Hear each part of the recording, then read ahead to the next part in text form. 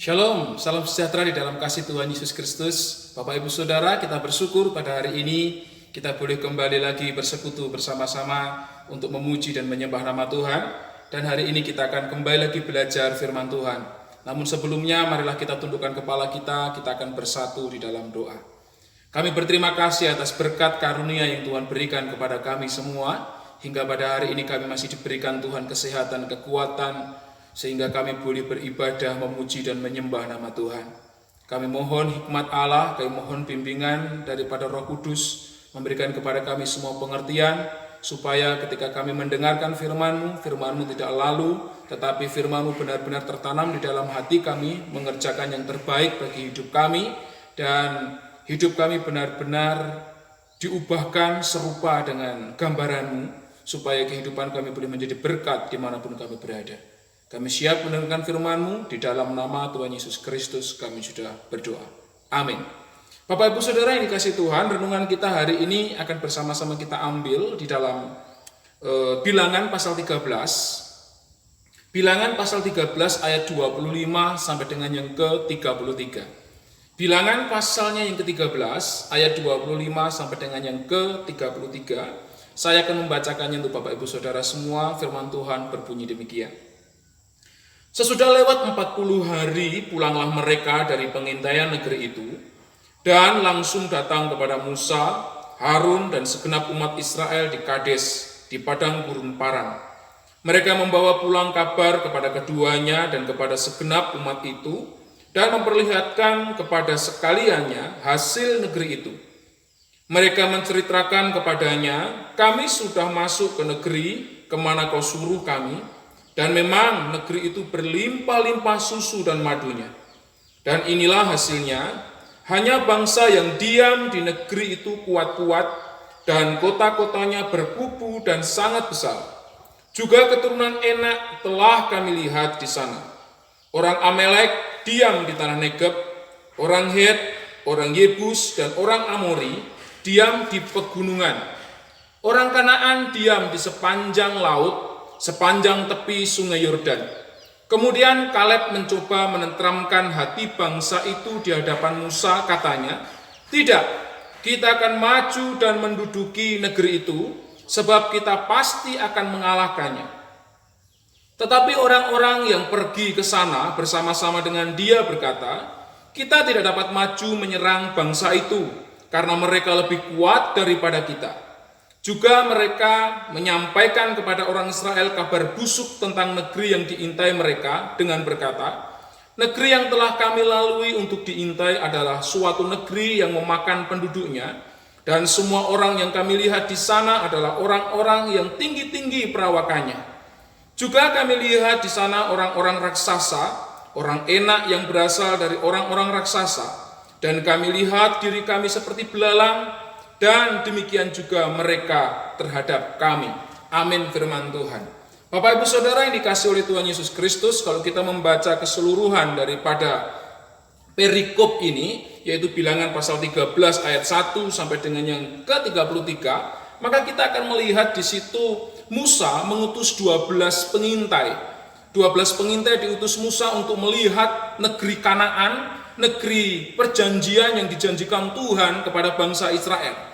12 pengintai tadi itu pergi bersama-sama, mereka mengintai di tanah Kanaan, sehingga ayat yang ke-25 sampai dengan ayat yang ke-33 adalah hasil daripada pengintaian mereka. Dari 12 pengintai, 2 di antaranya kita melihat bersama-sama memiliki sebuah cara pandang yang berbeda daripada ke-10 pengintai yang lain. Kita perhatikan ada Kaleb, ada di sini dikatakan tadi Yosua bin Nun dan Kaleb bin Yefune. Bapak Ibu Saudara yang dikasihi oleh Tuhan Yesus Kristus, sudut pandang ini kalau kita melihat dari apa yang terjadi pada saat itu sangat memiliki keterkaitan dengan masa sekarang. Supaya kita sebagai orang Kristen mampu membuat sudut pandang yang baik di tengah kondisi-kondisi yang saat ini sedang kita hadapi. Corona yang sampai saat ini, pandemi Corona yang masih belum selesai, Kemudian kemarin ketika pemerintah mengesahkan undang-undang Omnibus Law, kemudian banyak sekali buruh, mahasiswa, dan lain sebagainya yang kemudian menyampaikan aspirasinya, berdemonstrasi, dan lain sebagainya. Saat ini kita akan melihat dalam kondisi-kondisi seperti ini, setiap kita sebagai orang percaya harus mampu memiliki sudut pandang yang benar dari sisi Allah. Lah, melalui ayat-ayat yang sudah kita baca tadi itu, saya rindu membagikan beberapa kebenaran penting yang akan menuntun kita semua sebagai karyawan-karyawan, sebagai pekerja-pekerja, sebagai buruh, ataupun kita sebagai jemaat Tuhan dimanapun kita berada, supaya kita memiliki sudut pandang yang benar, sehingga kita bisa tetap menjalankan tanggung jawab kita, dengan kita bisa menjadi saksi untuk kemuliaan bagi nama Tuhan.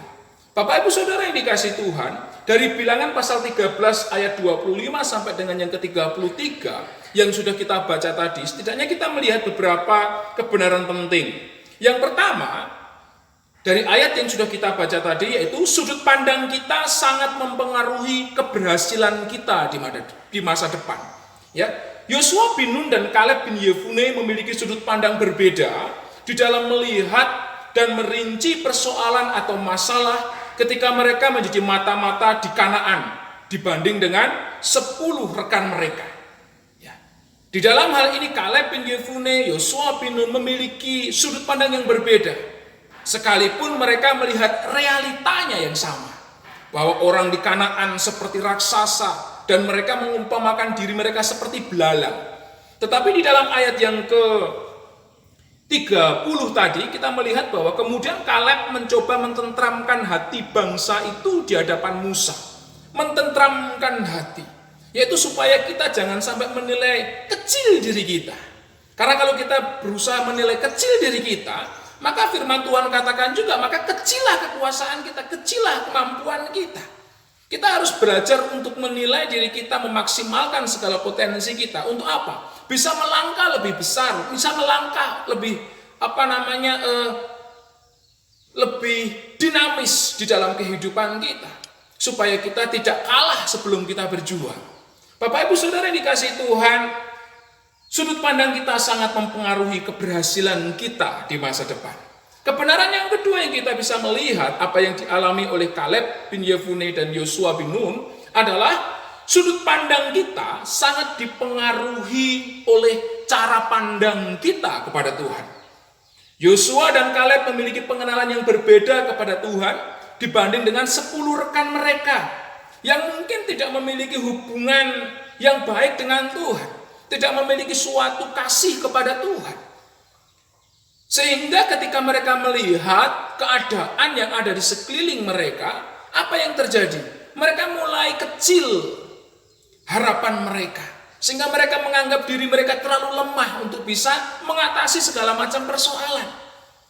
Mari kita memiliki suatu hubungan yang baik dengan Tuhan, supaya kita pun mampu melihat karya-karya Allah yang besar di tengah hal-hal yang mungkin saat ini sulit untuk kita lihat, yang menyenangkan bagi kita.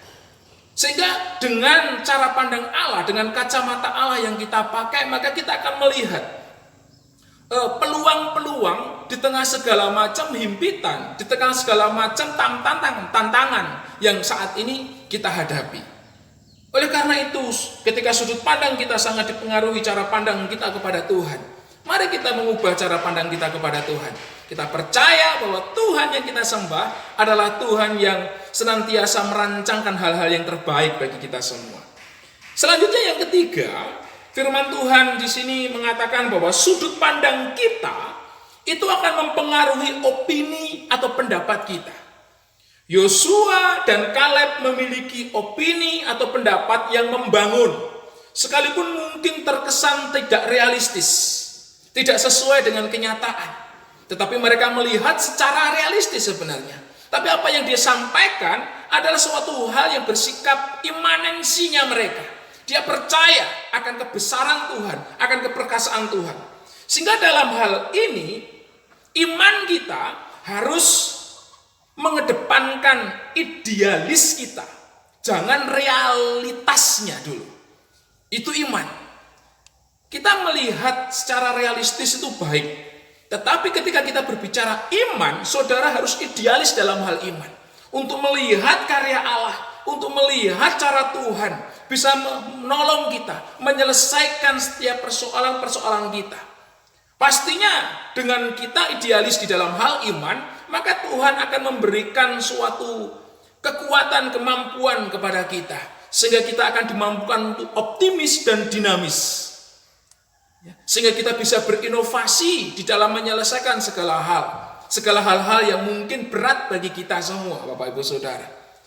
Selanjutnya, kebenaran apa yang bisa kita ambil dari sini? Ya, jika yang pertama tadi itu sudut pandang kita sangat mempengaruhi keberhasilan kita di masa depan, sudut pandang kita sangat dipengaruhi cara pandang kita kepada Tuhan. Yang ketiga, sudut pandang kita mempengaruhi opini atau pendapat kita. Selanjutnya yang keempat, sudut pandang kita dapat mempengaruhi keberhasilan sekeliling kita. Bapak Ibu Saudara yang dikasihi oleh Tuhan, kalau kita memperhatikan perikop tadi itu kemudian kita kontekskan dengan konteks selanjutnya, akhirnya seluruh orang Israel kecuali Kaleb bin Yefune dan Yosua bin Nun, semuanya tidak bisa masuk ke tanah Kanaan. Tuhan hanya mengizinkan Yosua bin Nun dan Kaleb bin Yefune masuk tanah perjanjian, tanah Kanaan.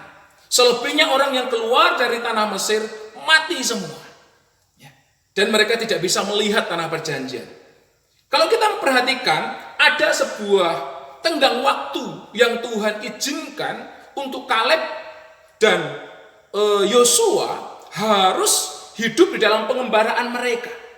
Sehingga di dalam hal ini Bapak Ibu Saudara, kita melihat ketika sudut pandang orang banyak tadi, 10 orang dari rekan-rekannya Kaleb dan Yosua, itu kemudian berhasil mempengaruhi bangsa Israel, maka bangsa Israel selama itu juga masih tinggal di padang gurun.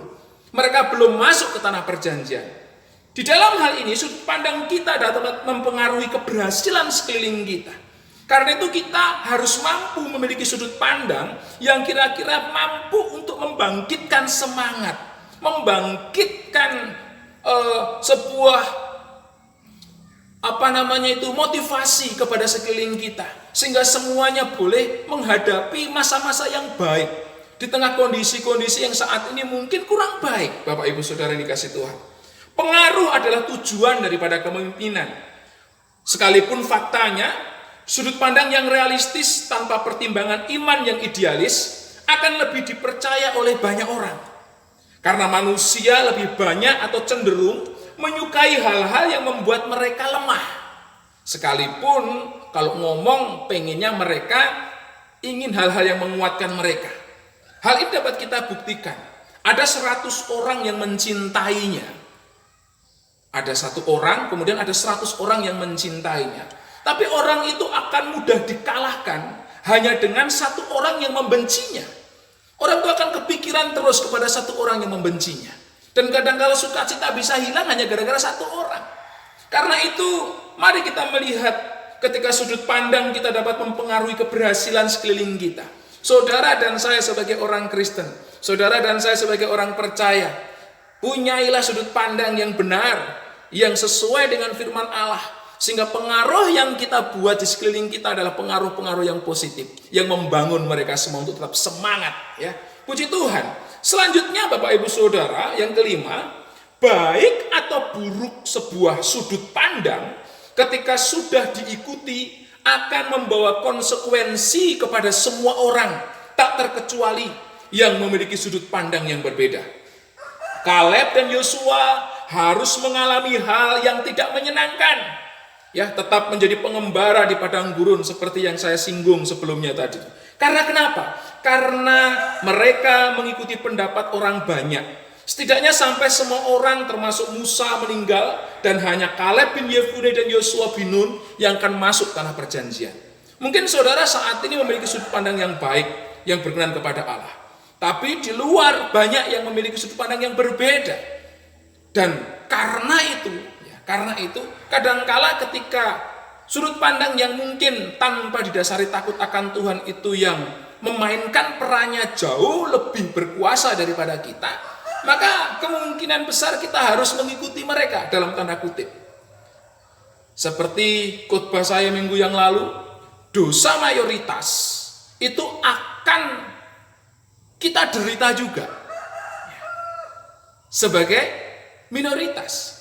Di dalam hal ini bukan masalah mayoritas dan minoritas dalam pengertian apa yang saat ini kita lihat, tetapi kita berbicara tentang bagaimana banyak orang berbuat dosa.